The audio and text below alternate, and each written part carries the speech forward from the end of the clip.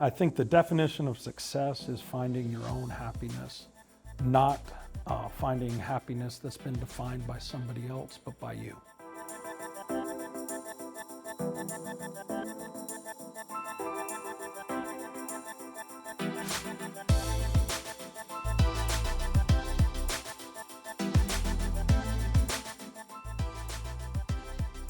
Welcome to episode 221 of the Pathways to Success, where we have conversations with inspiring leaders about their keys to business and personal success. I'm Julian Placino, recruiting consultant, keynote speaker, and your host, and I'm very excited to welcome Curtis Hite, CEO at Improving. Well, Curtis, I want to introduce you to our audience and establish a baseline. So you are the CEO at Improving.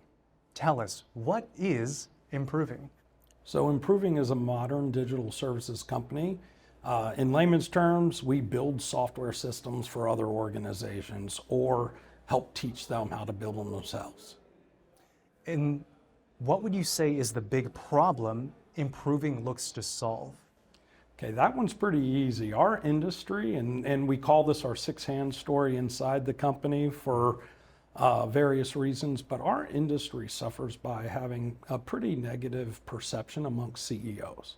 And this is technology in general. I was once told at a large conference, keynote speaker mentioned something that was only sales professionals have a worse perception amongst CEOs than IT professionals. And so it is one of the things that we strive to change here at Improving is that perception, not only at the executive level, but within our communities. There are a lot of negative stereotypes. Of course, there are a lot of good ones as well, but that is something that we really aim to focus on in all of our interactions. And a lot of that is interpersonal skills more than technical skills. And how is it that you do that? Okay, well, first we focus on trust. It's on the wall behind me, but we're big proponents of trying to establish relationships of trust with each other, with all of our stakeholders. We are a conscious business within the Conscious Capitalism community, and so we view a big ecosystem of stakeholders, and we deliberately have practices that try to help us focus on these 13 behaviors, these 4 cores that Stephen Covey talks about in his book, The Speed of Trust. Gotcha. Okay. And what would you say is the mission of Improving? That is what I would say our mission is. Mm-hmm. What we do, we build software systems, help others build software. What our mission is, or what we call our ambition, is to change that perception. Okay. And who have you found to be your ideal type of client? Okay, it varies. We have very small clients that might just need a website or a small application built.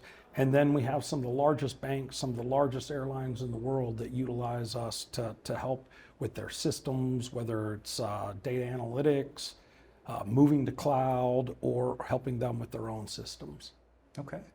And as the CEO and managing the overall strategy and the vision, what is your vision for Improving moving forward? All right. We have quite an elaborate vision statement, but I'll summarize it in one line. We want to become the challenger brand in our industry. It's a very fragmented industry. You have tens of thousands of organizations and companies that are small, these small software service providers throughout the United States, and very few become large. So at the highest level, we don't want to be absorbed. The most common story is companies grow to about 10 to 25 million in revenue. They sell their company to what's known as a strategic purchaser. Mm-hmm. Their brand goes away, their people go away, and they just kind of absorb. But a few owners get good money out of it, but the rest of the people are left working, let's say, and there's nothing wrong but with IBM or something like that, but they end up working at these larger companies. And that's not why people came here. They didn't come to Improving to work at IBM or to work at a Wipro. In fact, they could go work there right now if they wanted to, but they came to be part of something different. Mm-hmm. And we strive to be that something different, something that's going to challenge and grow and keep its own name and legacy over time. I love that. So before we start learning a little bit more about you and how your mind works, what's anything else you think our viewers should know about improving? I already mentioned one thing. We're part of a conscious capitalism community. I think this is very important. Sometimes capitalism gets a bad name as well, so it struggles with its perception. But I want to remind everybody that capitalism is probably the greatest force of good in this world that it's ever seen. And while there are a few bad examples that are certainly out there, predominantly business and businesses today, with the movements and the directions we're going, are progressively getting better and better and good for society. So that's very important. So explain that then. What is the misconception? Those who think capitalism is a force for bad or for evil, what do they not see about it? I think what they do is they focus on a few of the negative examples. Right, with capitalism, you might see some greed, you might think Wolf of Wall Street or something like that.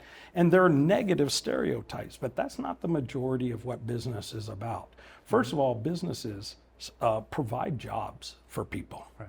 And that goes straight to people's livelihoods. Second, most businesses strive to create some sort of enjoyment, some sort of connection into either their communities or their environments or their industry, and they serve purposes beyond just making profit. And that's what conscious capitalism is about, is businesses that, yes, we must make money, but how do we provide good to the world that's outside just that money? You know, I love that because I feel business and entrepreneurship, just in my own path, it was an expression of my gifts and talents. It first started off like a service, but then in order for it to be profitable, I had to do good on that service and help someone else. So I totally vibe with exactly what it is that you said. I do see business as a force for good. Right. I totally agree. One of the misconceptions about conscious capitalism, when you hear a name like that, some people think, oh, it must be a socially activist-oriented organization. No. Some companies have purposes that are aligned with the environment, some with social good in the world. Companies like ours, it's about making a difference in our industry, right? So if we're changing this perception that a lot of people, that it's a cost center, it's not strategic, right? In technology is pervasive amongst all of our businesses. So how did we get this reputation and how do we change it?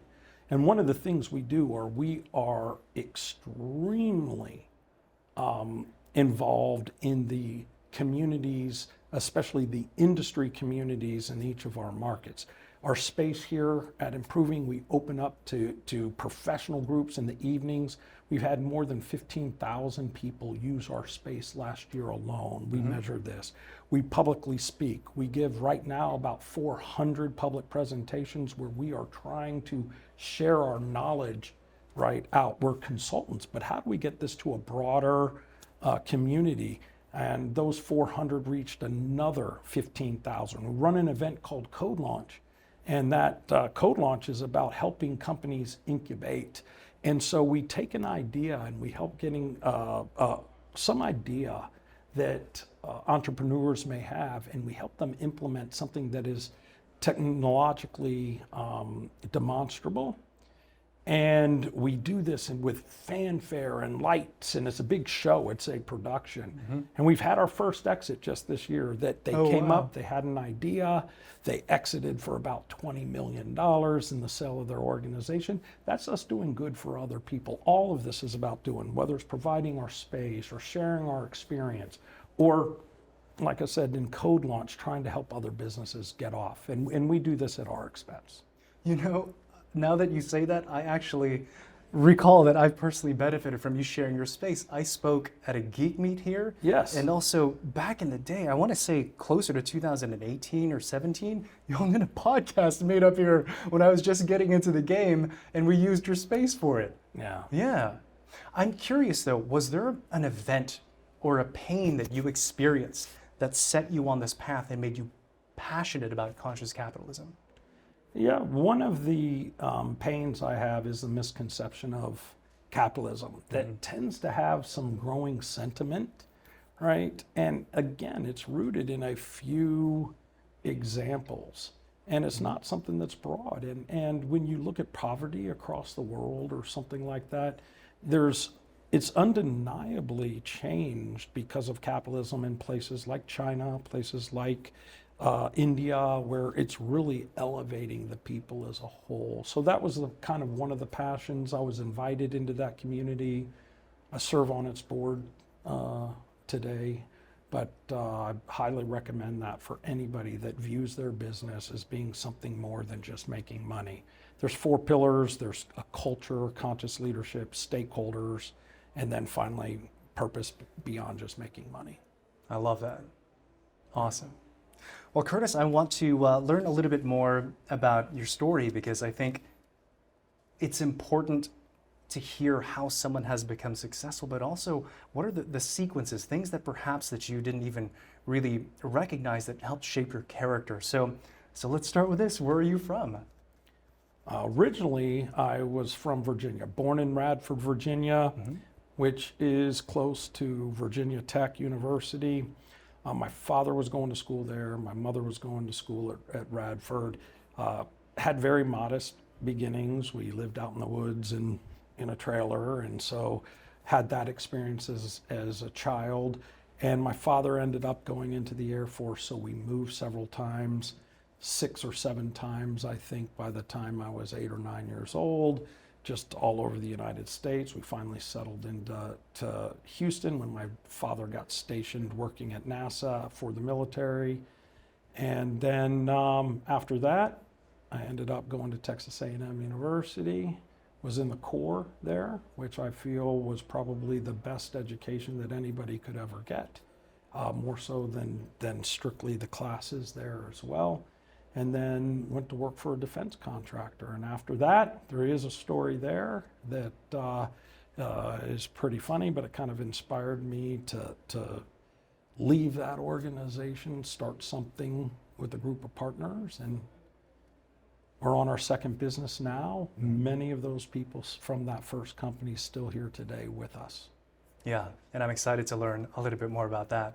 But to backtrack a little bit, I heard that you traveled a lot because your dad was in the service. Do you have brothers or sisters? I have one brother, Okay. yes, older. Gotcha, all right. So what was high school Curtis like? It's one of the stories I have. I had a very hard work ethic. My father was very demanding as well, big disciplinarian being in the military, but expected a lot of both my brother and I. Because I worked hard, things didn't come easy, but I excelled. And I had an experience in high school. By the time I was a senior, I was a vice president of the senior class and a captain of the football team, and I was an Eagle Scout. And so I had a lot of successes under my belt. Then I went to Texas A&M, and one of the things that happened in the Corps is you become nothing. They even strip you of your first name for an entire year. And I call that my hero to zero moment. I was a hero of high school, right? I wasn't in any clique. I was probably insecure, but I didn't belong to a particular clique like most people. And when I went to college, it was a big shift for me. And I really had a hard moment there that kind of shaped my life. I became much more spiritual and really leaned into that aspect of my life, and that forever changed me as well. Wow, a lot there. So first off, Eagle Scout, voted class president, is that right? Vice president. Vice president, okay. So there were things happening already early on. Where did you think you got that motivation from? Yeah, I had a lot of support from both my mother and my father. That's one thing. Even though we didn't grow up with a lot of means, what they could provide me was their time and support. And then kind of their demanding of excellence. They really were unyielding. If I came home with all A's and 1 B, the question would be, why'd you get a B, right? And it would never be praise for, right, maybe the 7 A's, right? And that might have been a little hard, but that's not really. That creates drive, and I wouldn't have changed how they did that. But I got a lot of support from my parents and a lot of high demands from my parents. So knowing that, What can you say about giving people advice on how to raise children with good character, would you say? Demand a lot of them, help them grow hearts of gratitude. I mean, we live in a society, especially here in North Plano and in Dallas throughout, where we live in a world of affluence. And how do we try to help our kids understand really the things that they're growing up with, whether it's the opportunity, whether it's the resources, things like that. So as an example, like my son, he works at Kroger's and he has to work 30 plus hours a week while going to school. It's just something that I kind of demand to make sure that he has an appreciation for the things we have, and things just don't come easy. So demand of them and also give them support. And Absolutely. also I heard making them aware of some of the resources and advantages that you may have. That's right. Okay, I love that. I heard you say in a previous conversation that you felt like your dad was the best person you know. Why is that? And what should we learn about his example? He is a great man. He is one of the role models in my life, which I feel again is an advantage that I personally have. A lot of people may or may not say that about their father. It is undoubtedly mine. I think my brother would agree as well. Patience first. The man is incredibly patient, even if he is this demanding, but demanding is good, right? So he demanded a lot, but supported a lot. He's patient, slow to anger, quick to listen, right? But also held us accountable.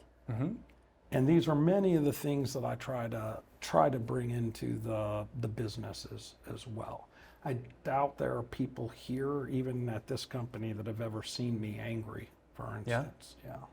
Well, that is an interesting link, having sort of an inspirational parental figure and success. Like you've heard the story with Tiger Woods, even Michael Jackson, the Serena sisters. They had like this parent who was a disciplinarian that would never let their kids like not be disciplined. You know what I mean? So that's an interesting key, and that is a pattern in your life as well. Correct. Yeah. So you said in college you had another event, more on the religious or spiritual side, that shaped who you are. What was that event? Again, that's what my hero to zero. You come out of high school, and when you've had a lot of success in high school, sports and scouts and leadership and community success, like many 17-year-olds, maybe, I was believing in myself. And the Corps kind of stripped that self from you in a good way, right? And teaching that we're in a world that involves a lot more than just me. One of our values today is dedication at the company. And it's worded, an odd wording, but it's rooted back in these moments, is dedication is thinking of others a little bit more without thinking less of yourself, right? And that's what one of the things I learned in the Corps. The first year was all about others. You couldn't start thinking about self until the latter years of being in this military organization. And that's a great lesson. But it was so hard on me that it was humbling. It was hard. I can remember myself crying, maybe wanting to quit.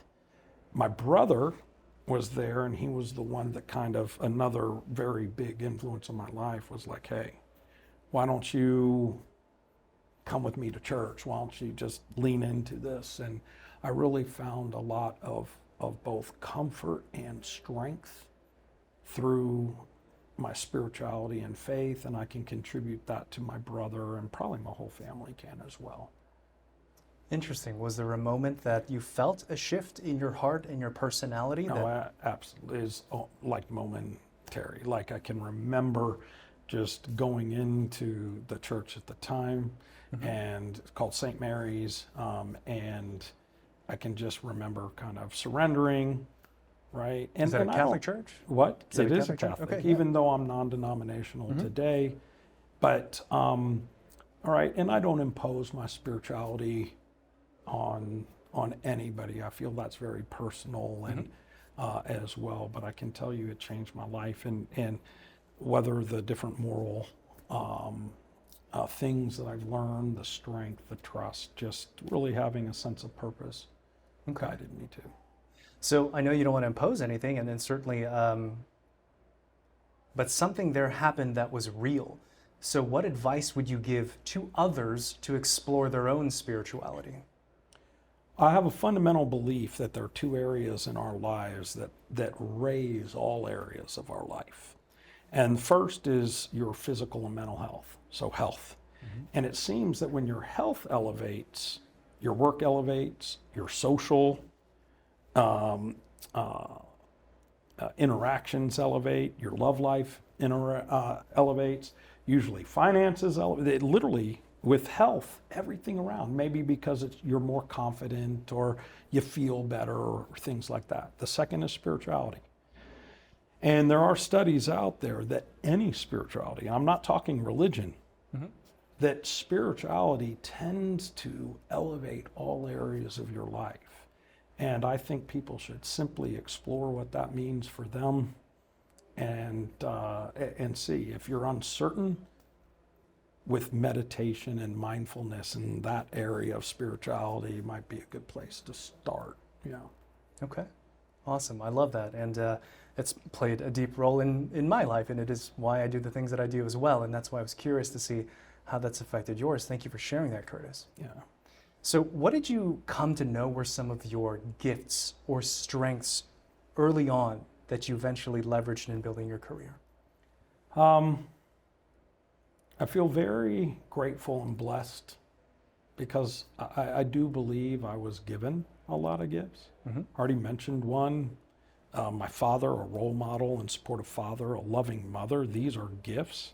But personally, things that are maybe more intrinsic, work ethic, I'm positive and have more of a optimistic attitude, which is an incredible benefit and strength.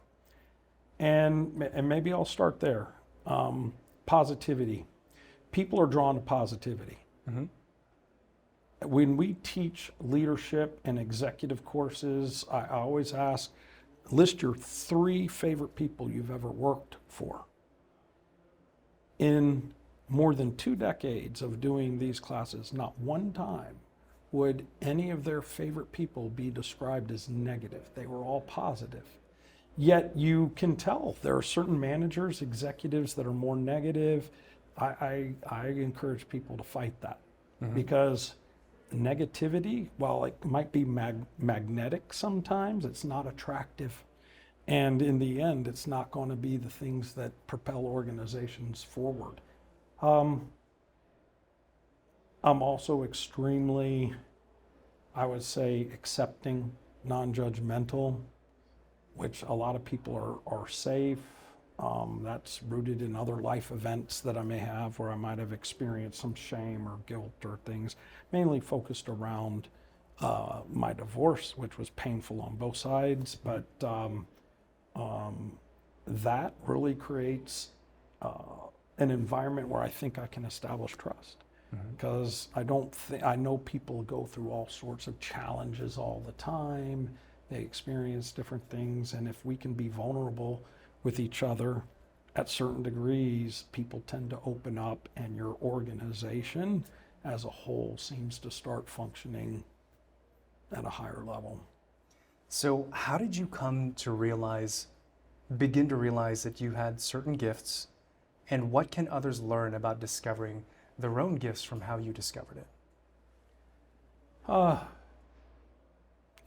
That's another good question. Sometimes we like to imagine we have gifts.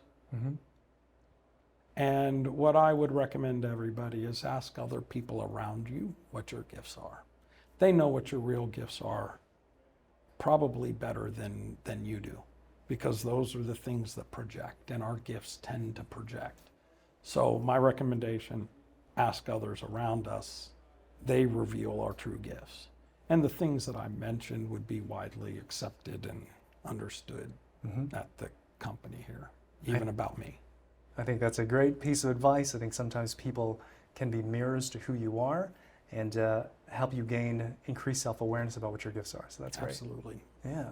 So there was a couple things that I saw here that I feel are patterns, which was you had a great set of parents that were very, very disciplined in raising you the right way. You had a spiritual experience. What else would you say were events in your life that shaped your character? Oh, I can tell you something that shaped the company itself. Okay. The first business that several of us were part of, we helped form the company, and we sold it very quickly to a French organization. And while I believe the French organization had real good intent, one of the things that they tried to do was maybe let's say underestimate the difference in culture between what was happening maybe in France and Europe and what was happening in Texas, which is very different even than the US. And how did that shape? Well, it caused, I don't want to say conflict, but it caused uneasiness and a lack of alignment. And so one of the things I've been very careful here is we are very firm about our values of dedication, which I already mentioned, involvement, excellence, right? Building trust, which is behind me here. And we're very clear on our values. But we want each of the local offices to own those values and find ways to propagate them versus maybe me coming down and saying, this is how you're going to implement excellence and here's how you're going to implement dedication. So clear values, but very loose on how you really administer those values or even prioritize those values. Each of our offices probably prioritize some of these values more than others. The office here is probably involvement in excellence more than anything.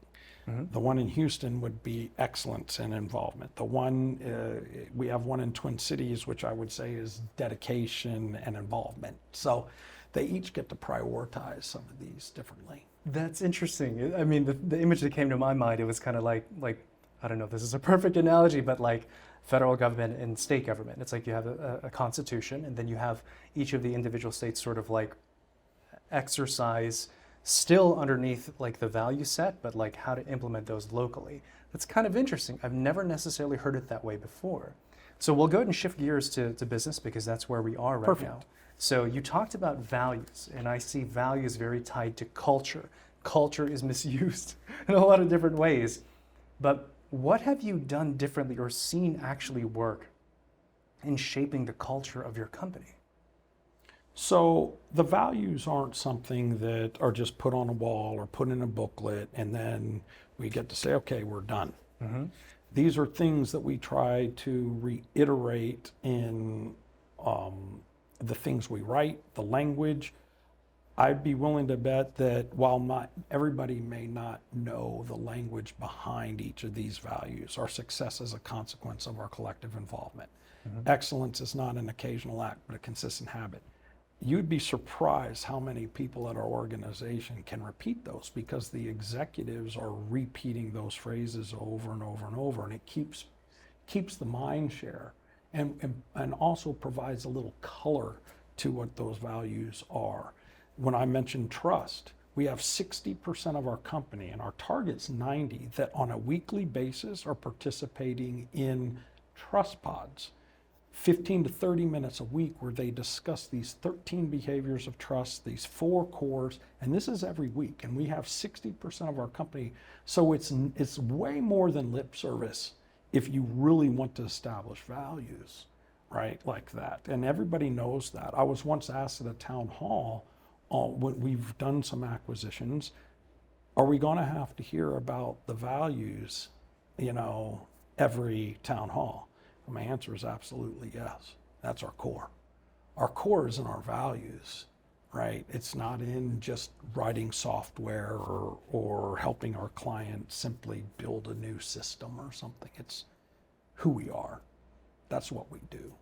Interesting. So I heard a couple things, which was your leadership is constantly reiterating your values.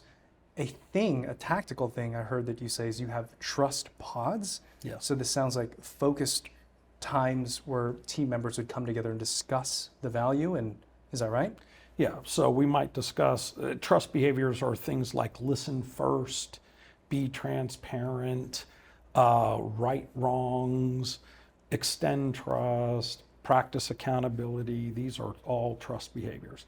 And usually the format is each week we'll focus on one of these behaviors and what these people can do with each other or with the stakeholders in whether it's a client or the community, even their personal lives back at home, which is terribly important.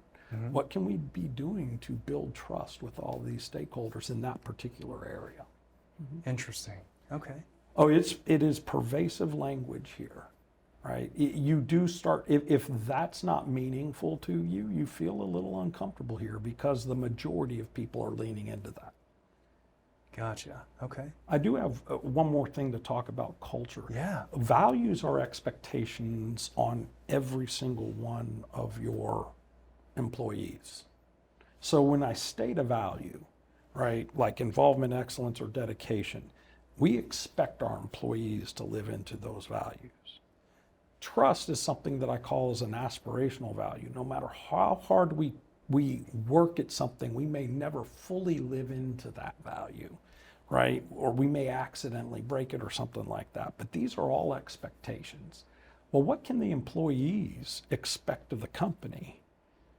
And we have stated 5 commitments to our employees, all centered around creating a great place to work. Notice I don't say perfect place to work. I don't pretend like we're the perfect place to work, but we have more than 100 best place to work recognitions. Last year we were actually named #1 in all of Texas for the first time, which was nice in our size category. But our 5 commitments are a start that we're going to cultivate lifelong personal and professional relationships, that they go beyond just the workplace. So we have previous employees, they're part of an alumni, part of a community as well. Second, we're going to be open and honest in our communication and do a lot of it. We do these town halls, they're regular, right? It's very transparent. It doesn't mean that everything's full transparent, like we don't share everybody's salaries or things like that, but there's a huge amount of transparencies, financial, cultural, things like that. Creative ways for each of us to learn and grow. And so many people want to do that. Sharing the success of the company. In a lot of businesses, you have 1, 2, or 3. Predominantly, it's 3 main owners. Like we've looked at hundreds of businesses. But at Improving, we have more than 150. We do a profit share. We have, for our consultants, we add additional benefits when they work overtime. So we try to share in the success of the company quite a bit. And finally, mentioned this before, positive and fun. Because nobody likes working at a negative company. So how do we get an environment that's positive and fun? And by focusing on those 5 things, we try to develop our culture around those. I love that. And it seems like that is, one of my questions was, of course, was what do you attribute to the success of Improving? It seems culture is just a core thing that just runs through the DNA of the organization. Correct. Yeah. Early on when you started Improving, what were some of the challenges that you experienced and how did you overcome them? In the first year, probably first 2, okay, no matter what people say about their purpose, their business purpose might be to change the world, but the real purpose when you've just started a company is to survive. Mm-hmm. So if you talk about initially our first 2 years, the purpose is survive. My partner and I went without salaries for a full year because that allowed us to invest some of the money that we were making into more people to help it grow. We were all about team. That's where our values come from, and involvement and everybody being involved in the success of the company. That, while that's a little bit diluted in an organization that's 1,800 people today, that's still predominantly a pervasive attribute. And that's what we did. We were always acting as a team, coming together as a team. Sales was a team effort, recruiting was a team effort, delivery of our services, a team effort. So it seems like in the beginning, it was all about survival. It was all about reinvesting back into the organization. So was there a moment later on, a year or two later, when you saw, hey, this thing is starting to work, like we're going to become a successful company? Was there an event that you can think about when you saw that was real? I'd been through it before once, but there is an event where you say, okay, we're going to survive. We have enough resources, we have enough clients, we've created a certain level of repeatability. But eventually you realize, okay, survive is no longer a purpose. And what's interesting, there's a stage that most companies go through that it shifts from survive to your purpose almost becomes grow. And that is very important stage. Then it's like, how do we grow more? How do we grow with people and more clients? And you get your first Inc. 500 award, and then you get your next one and next one. I'm very proud we have 13, which puts us in like one out of every 10,000 or so companies, right? As well.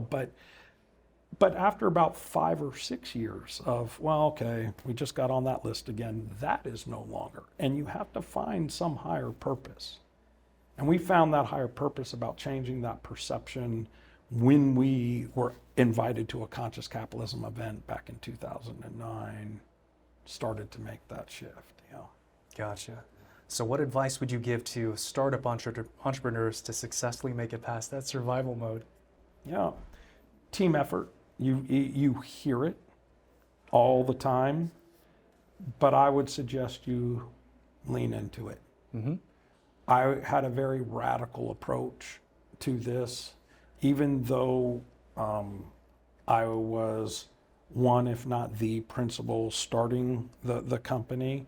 Between Rick, who's still with us today, and my partner and myself, we took 25% of the ownership of the company. We shared 75% or reserved that for others. And these were all equal shares. So from day one, Rick and I could have been voted off the island. Literally voted out of the very company that they were voting shares, all the same quality. That's radical, that's sharing, but you would be surprised how much sharing a piece of the potential of the future will get people to really be on the team. A lot of entrepreneurs can't do that. I get it. But if you want to live into some more radical type, in a good way, concepts, you might consider that. If not, find other ways to share in the success of the business. So that it gets is a people. Great piece. I've never heard of it said that way before. Find a way to share a piece of the vision of the future. Yeah, of the potential of the future. Yeah. Awesome. Yeah. So what would you say, because I have a mix of business owners, entrepreneurs, and corporate employees, what is the best career advice you could give someone who's first starting out and looking to ascend the corporate ladder or even decide to start a business later on? Those are two different questions in my mind. And I'm going to answer the first. If you're wanting a career someplace, what I'm about to say may not be popular, but it's pretty universally true for the majority of people. The first thing I can say is you're going to have to differentiate yourself. So how do you differentiate yourself with your career? It's become easier. The number of people that actually come to the office in an environment where it's not required here is very few. You differentiate yourself. You get access to executives and things like that simply by regularly taking the time to go to the office. The second thing, stick with your job. Some people think their careers advance when they move from company to company. My experience has actually been the opposite. Your careers advance when you stick with the company, you stick with the organizations, you learn, right? Which again is something that's against the trend these days. Mm-hmm. And simply work a little bit harder than those around you. And that's also not too difficult to do in the day and age. If you do those three things, you differentiate. There's an irony there. None of that's universally true depending on what your skill sets are and things. And I give that advice to all young professionals these days as well. And I think it benefits them, the people that really are following through on those. Mm-hmm. Yeah. No, I think that's really great advice. My background is recruiting for 16 years, and those were always like the best hires to see someone with tenure, but not just tenure, but someone who started somewhere and moved their way up, created specific results, experience and achieved insight that they could eventually bring to another organization. Yeah. So yeah. And careers, you have to remember, careers, if people switch jobs too frequently, they're setting themselves up as being a commodity, Right. and it's transactional, right? If you're switching a job every 2 years and that's in your employment history, that's fine. As an employer, I can expect that you will be with us for 2 years. If you've been for your last 4 jobs for 2 years, then more than likely you will be here for 2 years. But for those people that may have been only 2 jobs in 20 years, the company can start planning around your career as well. Mm-hmm. That's why it's very important that you think both short-term and long-term. There's always a balance of money and career and things like that. I don't want to suggest there isn't, but. Okay. So before we close with our final segment on your keys to personal success, you shared what I believe is your best advice and career advice if you want to be an employee. But close us out with your best advice for people starting their businesses, growing their businesses. What can you tell them? I'm going to go back to share in the success. Okay. Find a way to give the people that are taking all the risk in a new business with you, to give them some piece of the future somehow. Okay. And makes the people very loyal. They lean in more. They share in the risk. They share in the burdens of the company.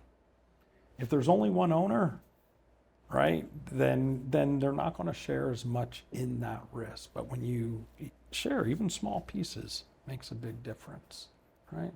Surround yourself with great people. Easier said than done.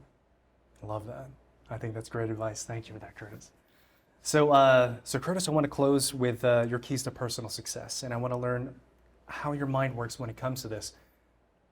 How do you deal with fear? When you are afraid of something, what do you do in that moment?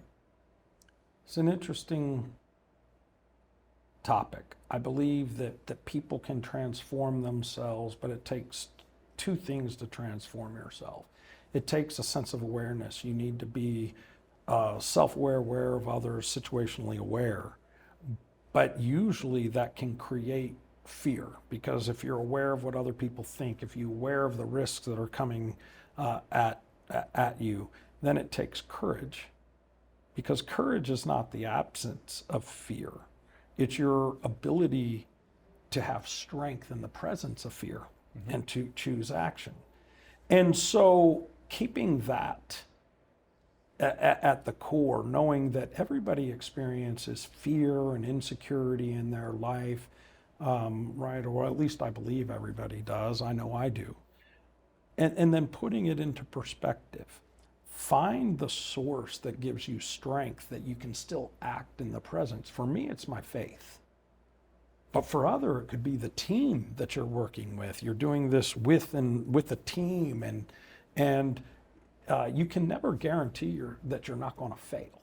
Mm-hmm. Okay? But who you fail with, or keeping that failure in perspective and learning from those failures, really become the key to long-term success. What can one do to develop their courage? Yes, actually, you can practice it. And Okay. it's something we try to teach in some of our executive development programs. Find something that you have a mild fear of, or maybe a major fear. There's some people that don't like to publicly speak. Mm-hmm. So how do you then force yourself to publicly speak? If you don't want to be in front of a crowd because you have fear of failure or something, get a group of people here at the company and speak in front of that group of people, but stretch yourself 10 to 15%. You don't have to go all in and speak in front of 100 people. I'm no longer afraid of that. It used to take great courage, but the more I practice to stretch myself, the more. And you can do things, small things. You may not like a food. You may hate seafood. Well, really force yourself to, and these small practices, you'd be surprised, these small practices actually develop willpower and things like that that can serve you in all sorts of areas. Yeah. I think that's great advice. Find ways to practice it. You got to put yourself in the fear, and then eventually it becomes habit and then part of your character, and that's how you can change. Yes. Yeah, I love that. You mentioned failure. I think so much of like achieving success in life is learning how to deal with it. What's the best advice that you can give to people to see and experience failure and rejection in an empowering way? I'm not sure I understand. Can you repeat? How do you deal with failure and rejection? Failure, I'm personally pretty decent at dealing with, right? I mean, we all fail. I don't expect any different from myself, so I'm going to fail or I'm going to make mistakes. And what's important is we actually try to learn from those. Truly open up, practice some accountability, and get better, which is another trust behavior, by the way, from those. And the second piece, you said failure and Rejection. rejection. That one's hard for me. Rejection, unfortunately, in a love language perspective, I'm going to be a words of affirmation type person. And that's one of the love languages that can cut both ways. And rejection is the opposite of that. And it's hard. A colleague, friend of mine one time said that she gave me advice, and she said, Curtis, you can't make all of the people happy all of the time, and you got to stop trying. And I was like, I don't know how to not stop trying. Mm-hmm. What I can say is surround yourself with friends, and when you do experience the rejection, don't dismiss it though. Sometimes live into it, because if there is some sort of rejection, some sort of non-acceptance, I've usually played some role in that, and so I can't totally dismiss it. I have to understand what my role might have been. It might be minor, it might be big, but you know. Gotcha. Do you have any morning rituals or routines to prime you for success? Absolutely. Every morning I roll out of bed, I do push-ups and sit-ups. For the last decade, if you were to choose a day, I could tell you how many I've done on that day of each of those for the last decade. That just gets me going, mm-hmm. right? It also, there's psychological wins there. You'd be surprised how these small psychological wins start you out in the day. I've already accomplished that. I've done some minor exercises or whatever, or I make my bed. These small things matter. Don't underestimate them. From a weekly ritual, I do something I call walk the talk, which I got out of a leadership academy here called the Stegen, which is a company, yes. And I align my week with my 20-year visions in each of these areas of my life, and I set goals. But I have goals every single week, again, for the last probably 11, 12 years. And that is a practice. And then in the morning, at least 3 days a week, I'm also doing ideal personal development. This isn't reading, This is a deep reflection of an idea or a concept, or in my case, maybe a biblical verse. It varies depending, but that is very conscious, deliberate, and our organizations will be held back by us if we are not growing. And you'll see when a company tops out or has been flat for a while, that's usually because the executives have not been devoting enough time to developing themselves. Yeah.